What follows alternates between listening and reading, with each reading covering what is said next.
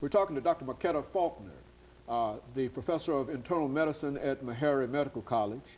And Dr. Faulkner, before we had our first commercial break, we promised that we'd give you an opportunity during the second segment to sort of enlighten our audience about kidney disease and hypertension, which is to say that you've got all kinds of experience dealing with this disease. And over the next 8 minutes, let's see if we can sort of give that kind of information, and so that they can understand really how very, very important it is that we pay more attention to this and the impact that this disease is having upon African Americans, especially upon everybody, but especially upon African Americans. Well, when I was here before with you, several years back, the #1 cause for African Americans being on dialysis was hypertension. It has since been deemed the second most common cause, with diabetes being first. But the interesting thing is that study that I talked about at that time, African American study of kidney disease and hypertension, we discovered that treating patients with an ACE inhibitor like ramipril, captopril, lisinopril, as you do in diabetics with proteinuria or protein in their urine, seems to have the same effect on patients with kidney disease secondary to hypertension with protein in their urine. So now we've advocated that you treat patients with protein in their urine who have high blood pressure, that have lots of protein, greater than 2 grams, with an ACE inhibitor. So from that time to now, we've gotten significant information on trying to decrease the progression of kidney disease and hypertension, which has made a very successful study. But we also found out that there's another problem that we have. Even though we can treat the kidney problem now, or we can slow the progression, a lot of patients seem to have heart problems, and a lot of patients are dying from heart problems who have kidney disease.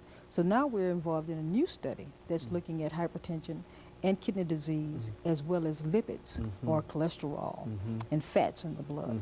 So all of these will have an impact upon the kidney, that is the heart, and so it's not, the body is one, it's not isolated, that you can have kidney disease and it won't impact your heart and etc. Talk about this disease. I mean, I think that earlier you mentioned the fact that it's a disease of progression. Let's talk about how a person might, and I also understand that it's a silent disease. How can an individual determine whether he or she might have kidney disease? Well, you're exactly right. It's a silent disease. You can't feel it. It doesn't hurt. You know, patients still go to the bathroom. And when you see them, you say, well, listen, you have significant kidney disease. You may be on dialysis in the next year or 2. They say, well, that can't be, because I'm still going to the bathroom. I don't hurt. Nothing's wrong with me. But you can have kidney failure without knowing it. The best way to find out is have your doctor check your blood for what we call a creatinine. They check your blood for your creatinine. If it's in normal range, you're pretty much okay. If it's out of range, then you must definitely have it investigated.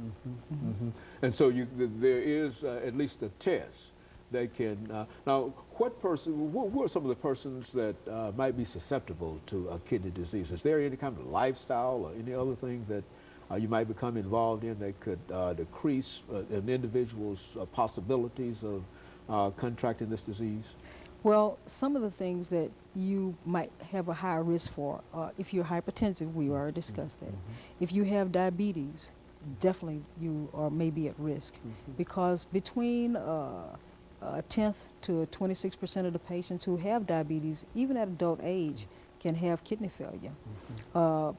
Patients who have diabetes type 1, who've had very early in life diabetes, they have a 40% chance of having kidney failure.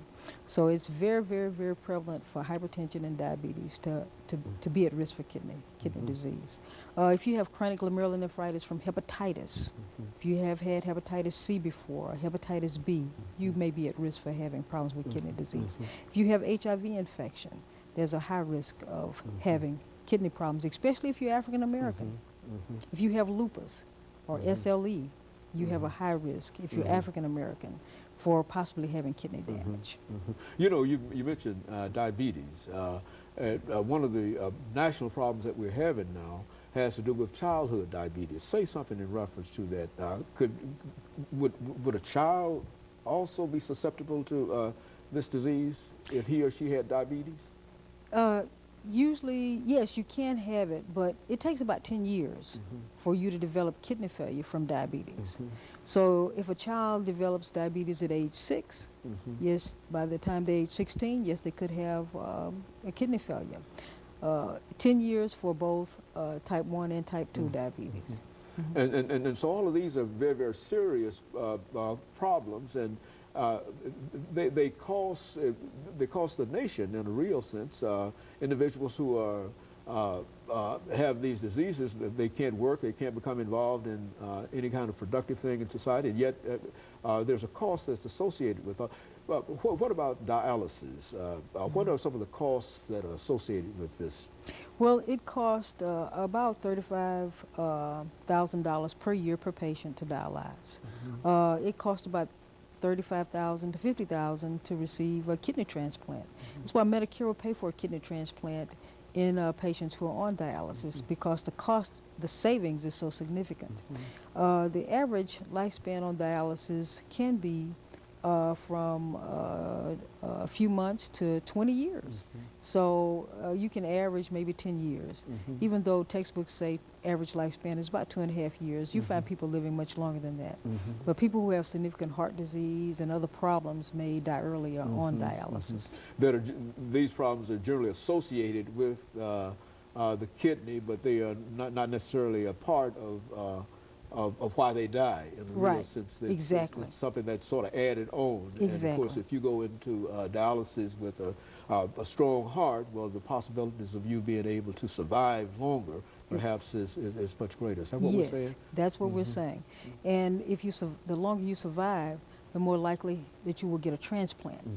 But some people stay on transplant lists a long time, especially African Americans, because they do gene testing for determining who gets a kidney. And of course, if the race donates, then the genes in that population will come up a lot faster than genes in other populations. And so that's why you at one time, as we make preparations for this second commercial break, Dr. Faulkner, that's why you at one time was involved in trying to encourage people to donate kidneys and other organs. Was that the thrust of the program that you were involved in, that you explained to? Very good. And of course, Dr. Faulkner, this is exactly the information that we wanted you to give our audience today. And when we come back, we want you to think in terms of hypertension and some of the other things that can sort of alert our population, our audience in a real sense, to some of the things that they can do in order to prevent this disease. And of course, we'll be back with our audience following this very, very short commercial break.